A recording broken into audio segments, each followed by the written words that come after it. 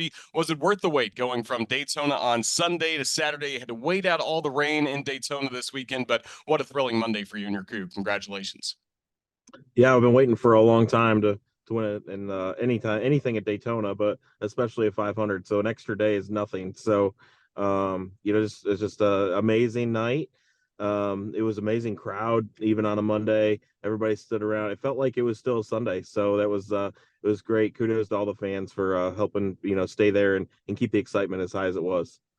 Well, it's certainly exciting to start the 2024 season with this victory, but going back to last year, a tremendous year for you and William in that car. What led to some of the consistency we saw as you ended up finishing third in point standings? Yeah, I think it's just growing as a team. This is the start of my fourth year, Hendrick and William. Really, a sixth year was last year in the series. So, and you just turned 26 over the off season, so still really young. The team is growing; it's really young, and just can't be prouder. But last year was great for us. We won a lot of races. We won consistently. We made the Final Four. A lot of things that we've been pushing to do that have been on our goals. And now this year we want to win those races, but we want to win the big races, the crown jewels, and prove that we can be a championship team again, and perennial contenders. So this is a great start for that. And you mentioned last year again, finished in the top four. What was the focus in the NASCAR offseason for you guys? Getting the car ready to go, getting William ready to go for this Daytona 500. Yeah, it was number one. I mean, getting a break for everybody. It's a long, grueling season. So first of all, getting everybody a little bit of a break. But our main goals were, just trying to really figure out how to, be more efficient through the year. The way the Cup Series works, there's a lot of ups and downs. The manufacturers that seem like get better and worse, and we're just trying to take some of the highs and keep them high, but get rid of some of the lows, and make them those 20th place finishes 15th or better than that, and try to be more consistent that way, I guess, would be the main goal. And then obviously winning races, doing the same things we have been. And but the consistency we keep trying to improve year in and year out. So it's a tough thing to do. But we can that's our biggest task. That certainly can be tough as well with some of the huge crashes we see at Daytona, both early in the race and with about 5 or 6 laps to go. Just kind of walk us through your emotions seeing William in both of those spots. Yeah, it was great to be up front, coming those last 10 laps. It was super intense. And you hate to kind of get the push that creates a wreck and takes out a lot of cars, but it happens at all these events. A lot of times we've been on the other side of it. So we're fortunate that we got through and still had a chance. At that point, we were just trying to refocus. How do you get ready for a restart on the front row? Last year, we had a restart on a green white checker from third, and it didn't work out. We got in the wreck later, and last year I felt like we had a really good car, good enough to win, and so we learned from that. I think we learned what we wanted to do, and that kind of propelled, that refocus. Even though that we knew we were part of the wreck, refocusing on what we needed to do, how we needed to execute the restart, how we needed to take the push, put us in a spot to win. With William and our spotter Brandon, they both did a great job refocusing. Yeah, what's the communication like with you, Brandon, and William all throughout a race? How much of a rhythm do you guys have at this point in your career?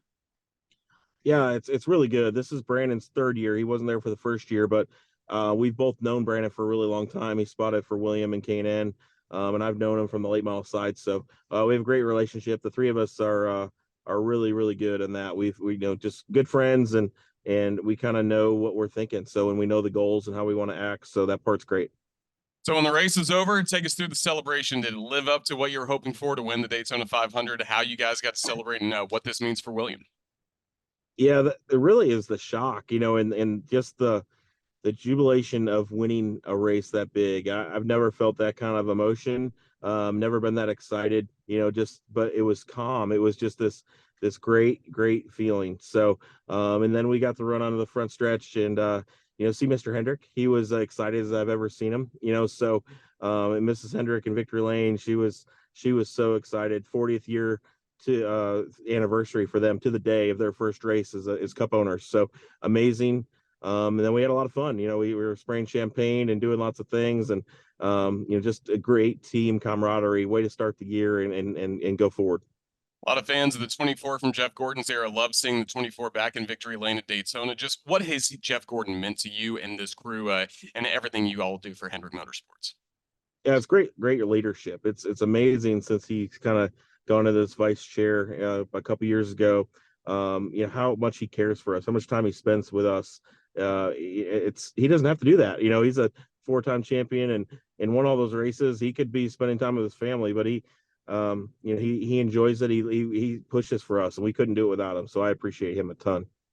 So this week's, I'm sure, a whirlwind. There's been a media tour for William Byron. You guys are getting the car ready to go for what's coming up this week in Atlanta. But just what's moving forward for this number 24 team as you continue competing and hopefully down the road winning a championship?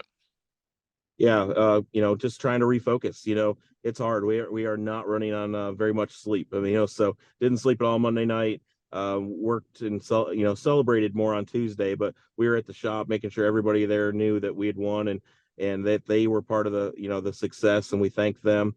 And then yesterday was work, trying to get Atlanta loaded up. So, now that we've done that, we're getting ready for that, getting ready for Las Vegas. Las Vegas and Phoenix are two huge races after Atlanta, but Atlanta first. Atlanta's been great for us. We've won twice there since the repave, so can't wait to get down there and see what we can do.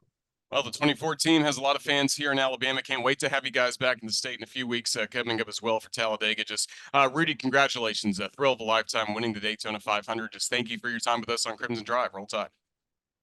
Awesome. Thanks, guys. Bye.